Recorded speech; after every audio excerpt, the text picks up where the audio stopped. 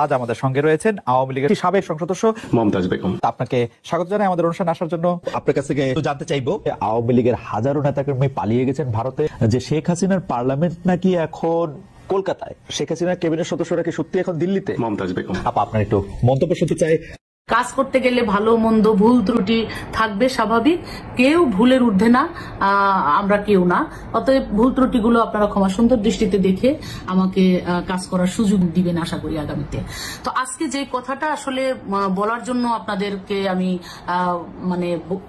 উপস্থিত হয়েছি, সেটা হলো যে এই সাময়িক আমাদের একটা কষ্টের মধ্যে আমরা কিন্তু সারা দেশের মানুষ পড়েছি। সেটা হলো আমাদের যে মাধ্যমগুলো, ফেসবুক, ইউটিউব, আমরা যাই বলি না কেন, সেখানে এগুলো নিয়ে নানা ধরনের কথা, আলোচনা, সমালোচনা এবং প্রোপাগান্ড আছে। সেই বিষয়গুলো নিয়ে আমি দুটি কথা শুধু বলতে চাই। যে আপনারা জানেন যে আমি কাজ করতে হলে আমি আমার এলাকায় কি কাজ করেছি, কি কাজ করা বাকি আছে, সেগুলো কিন্তু আমার একটা বলার জায়গা হলো সংসদ। আর এই সংসদে কিন্তু আমি কতটুকু কাজ করতে পেরেছি, কোন কোন মন্ত্রণালয়ে কাজ করেছি এবং আমার আরো কি কি কাজ করা উচিত এবং কি কি কাজ আমার প্রয়োজন, সেগুলো তাদের কাছে চাওয়া। তো এই সুবাদে কিন্তু আমি সংসদে অনেক বক্তব্য দিয়েছি। তার দুই একটি কথা ধরেই অনেকেই এটা সমালোচনার ঝড় তুলেছেন এই কষ্টের মধ্য দিয়ে। আপনারা জানেন যে সারা বিশ্বের যে অবস্থা, এই যে ইউক্রেন এবং রাশিয়ার যে যুদ্ধটা, এটা আমাদেরকে অনেক ধরনের ক্ষতির মধ্যে, সমস্যার মধ্যে আমাদেরকে ফেলেছে। আমরা ছোট্ট একটি দেশের মানুষ, বড় বড় দেশই তো এখন এই সমস্যার জন্য বড় বড় দেশই হিমশিম খাচ্ছে, সেখানে ছোট্ট একটি দেশ আমাদের বাংলাদেশ। আমরা কিন্তু, সরকার চেষ্টা করছে, আমরা চেষ্টা করছি, কিন্তু তারপরেও কিন্তু আমাদের এই ধরনের মোকাবেলা করতে হচ্ছে। তো আমি আপনাদের কাছে বিনয়ের সাথে বলবো যে সেটা যাতে আমরা ধৈর্যের সাথে মোকাবেলা করতে পারি।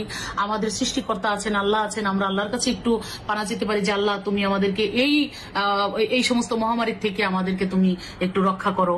আমরা সেটা ধৈর্যের সাথে আমাদের মোকাবেলা করতে হবে এবং সরকার কিন্তু চেষ্টা করছে। আপনারা জানেন গত কালকেও বিদ্যুৎ মন্ত্রী এটা নিয়ে বিবৃতি দিয়েছেন, মাননীয় প্রধানমন্ত্রী বলেছেন, সংসদে আলোচনা হচ্ছে যে যেই সমস্যাটা এই মুহূর্তে আমাদের আছে, এই সমস্যাটা সাময়িক।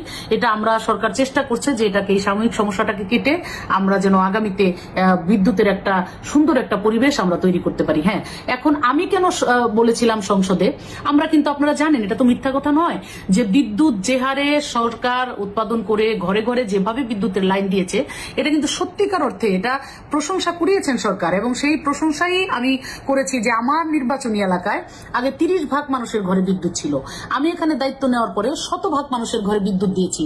এক সময় এলাকায় গেলে গ্রামের একটা মা বোনও এসে আমাকে বলতো যে আপা, কিছু চাই না, আমাদেরকে বিদ্যুতের লাইন দেন, আমাদেরকে মিটার দেন, আমরা মিটারের অভাবে বিদ্যুতের চালু করতে পারছি না।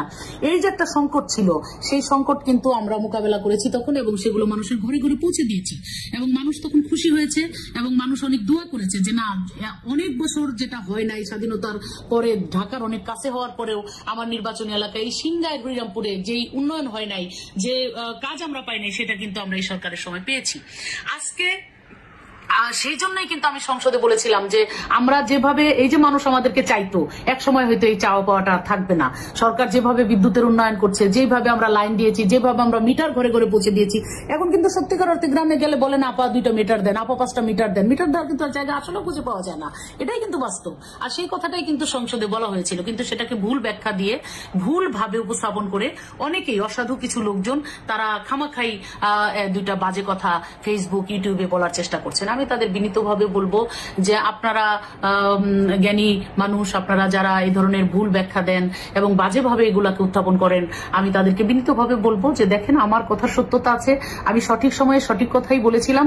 সাময়িক এই সমস্যা, এটা আমি কেউ কিন্তু জানতাম না, সেটা একটা সারা বিশ্বের এই পরিস্থিতির কারণে সেটার একটা অবস্থার মধ্যে আমরা পড়ে গেছি। আমরা যদি পার্শ্ববর্তী দেশ, আমরা জানতাম পাকিস্তানের আজকে এই অবস্থা হবে, আমরা জানতাম শতভাগ শিক্ষিত দেশে শ্রীলঙ্কা, সেই দেশের মতো মানুষের এমন করুণ অবস্থা হবে, আমরা কিন্তু জানতাম না। আমরা অনেক কিছুই জানি না। এই যে কথা বলছি, একটু পরে আমি যে কথাই বলতে পারবো না, সেটাও কি আমি জানি? একটু পরে আমি রাস্তায় বের হলে আমার একটা দুর্ঘটনা ঘটতে পারে, সেটা কি আমি জানি? জেনে শুনে কি আমি সেটা, আমি তাহলে সেই দুর্ঘটনায় পড়ি না? তো কখন যে কি হয় সেটা আসলে তো একমাত্র সৃষ্টিকর্তা ছাড়া কেউ জানেন না।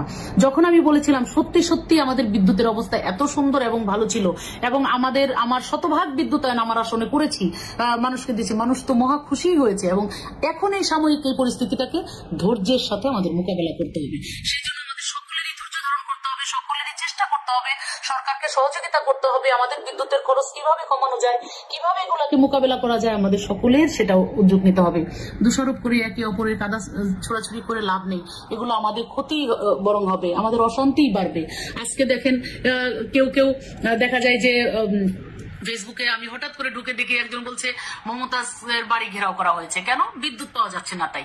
বলেন, এই যে প্রভাকাণ্ড, এই যে মিথ্যাচার, এগুলো আপনাদের বিবেকে কি একটু ওনারা দিবে না যে শুধু শুধু একটা মানুষের বিরুদ্ধে এইভাবে মিথ্যাচার আমরা কেন করছি? তো আমি আপনাদেরকে মনে করি যে আপনারা জ্ঞানী মানুষ, এই দেশের মানে অনেক বুদ্ধি আপনারা রাখেন, শুধু শুধু মানুষকে মানে হয়রানিমূলক কথা বলা, ছোট করা, মানুষকে মিথ্যা মানে কথা বলে তাকে হেনস্থা করা, এটা কিন্তু আসলে কোনো বিবেকবান মানুষের দিতে পারে না। সেই জায়গা থেকে আপনাদের কাছে আমি বিনীতভাবে অনুরোধ করবো, এই ধরনের প্রভাকাণ্ড থেকে আপনারা একটু মানে শুনে থাকবেন এবং আপনারা এই মিথ্যার আশ্রয় প্রশ্রয় কেউ দিবেন না এবং আপনারা আমাদের সাথে থাকুন, ধৈর্য ধরুন। আল্লাহ যেন আমাদের এখান থেকে মানে খুব তাড়াতাড়ি আমাদেরকে এই কষ্টের থেকে আল্লাহ যেন আমাদেরকে মুক্ত করেন।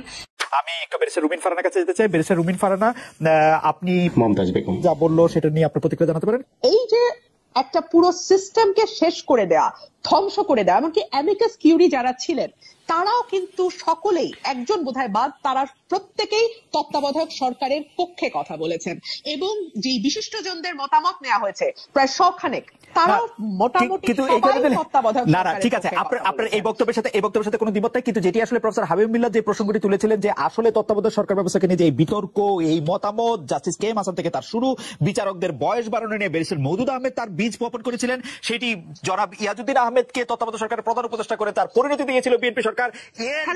বিএনপি কিভাবে এড়াবে? মানে এটা তো আসলে বিএনপি, এটার মূল্য বিএনপি চুকিয়েছে। আমি যদি তর্কের খাতিরে দায় ধরে দেই, সেই দায়ের মূল্য বিএনপি চুকিয়েছে। 15 বছর ধরে আজকে বিএনপি ক্ষমতার বাইরে, আর 2 বছর ধরলে 111, 17 বছর। 1 2 হলো আপনার মাথা ব্যথা, প্রতি সন্ধ্যায় আপনার মাথা ব্যথা হয়, আপনি কি সমাধান হিসেবে মাথাটা কেটে ফেলে দেবেন? না আপনি ডাক্তারের কাছে গিয়ে চিকিৎসা করবেন, মেরামত করবেন, ওষুধ খাবেন, বা কোনো প্রসিজিওরের দরকার হলে সেই প্রসিজিওরটা করবেন, আপনি সে পরেরটা করবেন, তাই না? সেখানে আমি প্রশ্ন করেছিলাম যে বিএনপি সেখানে প্রশ্ন করেছিলাম যে বিএনপি সে সময় সংসদে ছিল, তারা কোনো বিল এনেছিল কিনা, এই সংশোধনের পক্ষে কোনো প্রস্তাব দিয়েছিল কিনা, এটি নিয়ে আসলে তারা কোনো কথা বলেছিল কিনা সংসদে? আমি তো অল্প কয়েকদিন সংসদে ছিলাম, আমরা ছিলাম 7 জন, বিএনপি তখন ছিল 30 জন, এই হলো পার্থক্য। হ্যাঁ, কিন্তু সংসদে আমরা মানে 2 টার্মেই ছিলাম আর কি। তো দেখেছি সংসদে বিরোধী দলের পক্ষ থেকে কোনো বিল আনা, কোনো প্রস্তাব আনা, এটা মানে নেক্সট টু ইম্পসিবল। 1 2 হলো আমরা যেহেতু ব্রুট মেজরিটির সংসদ, তারা যা চাইবে তাই হবে। এখানে বিরোধী দল যদি 149টা আসনও থাকে, 149 কোনো লাভ নাই। 151টা আসন যাদের, তারাই এটা জিতবে। আমার মনে হয় আপনার বক্তব্য পরিষ্কার, আমার বক্তব্য পরিষ্কার। আপনি যদি বেগম খালেদা জিয়া প্রসঙ্গে আসতেছি খালেদ, তার আগে একটা কথা একটু বলতেই হয় যে বাংলাদেশের নির্বাচন না থাকার যে অবশ্যম্ভাবী পরিণতি হয়েছে, সেটা হচ্ছে আমরা না এখন প্রজার মতন হয়ে গেছি। প্রধানমন্ত্রী ফর এক্সাম্পল আজকেই একটা সংবাদ সম্মেলন করেছে। প্রধানমন্ত্রী সংবাদ সম্মেলন আমরা দেখি মূলত প্রশ্নকর্তাদের প্রশ্ন থেকে মজা নেওয়ার জন্য। তো সেখানে বসে শুনছিলাম প্রধানমন্ত্রী বলছেন, আমি আমার বিদ্যুৎ মন্ত্রীকে অলরেডি বলেছি, অতীতেও এই কথা তিনি বলেছেন, একটু করে বিদ্যুৎ প্রতিদিন বন্ধ করে দিবা, লোডশেডিং করে দিবা, তাহলে মানুষের মনে পড়বে। এর আগে তিনি মিডিয়ার ব্যাপারে বলেছিলেন, যেমন দিয়েছি তেমন ফেরতও নিতে পারি। একইভাবে বেগম খালেদা জিয়া প্রসঙ্গে যুক্তরাজ্যে বসে তিনি যে ভাষায় কথা বলেছেন, সেটা কোনো রাজনৈতিক শিষ্টাচার তো দূরেই, কোনো মোটামুটি মানে আমি কি বলবো যে আমি I don't know what to say, মানে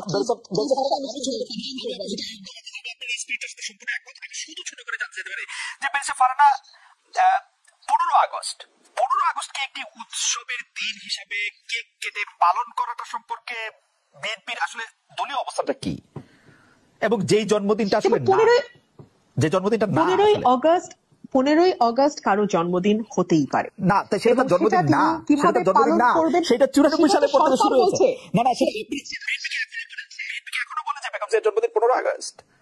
আমরা তো অফকোর্স 15 আচ্ছা, আগস্ট পালন বলে, করা আচ্ছা। হয়েছে, সেটা ডেফিনেটলি এটা তার জন্মদিন বলেই পালন করা হয়েছে। সরকার এখন তো নানান কথা বলছে, নানান রকম অদ্ভুত কথা বলছে। দেশনেত্রী বেগম খালেদা জিয়ার ব্যক্তিগত জীবন, তার আর্লি ম্যারেড লাইফ, মানে যা উঠে আসছে তাই বলছে। আমি ওনার মুক্তির ব্যাপারে যেটা আপনি বলছেন, বা বিদেশে চিকিৎসার ব্যাপারে আপনি যেটা বলছিলেন, আমরা এতদিন ধরে শুনে আসছি। আমি যদি একটু আগে থেকে শুরু করি, আমাকে একটু সময় দেবেন খালেদ প্লিজ। আমি যদি একটু আগে থেকে শুরু করি, প্রথমে বেগম জিয়া বলেছিলেন তিনি তার পছন্দের হাসপাতালে চিকিৎসা নিতে চান, তাকে সেটা না দিয়ে জোর করে বিএসএমএমইউতে নেওয়া হয়েছে, বলা হয়েছে এরকম কোনো প্রভিশন আইনে নাই। করোনা আসলো, প্রভিশন হলো, ঠিকই তিনি তার এভার কেয়ার পছন্দের হাসপাতালে চিকিৎসা নিতে পারলেন।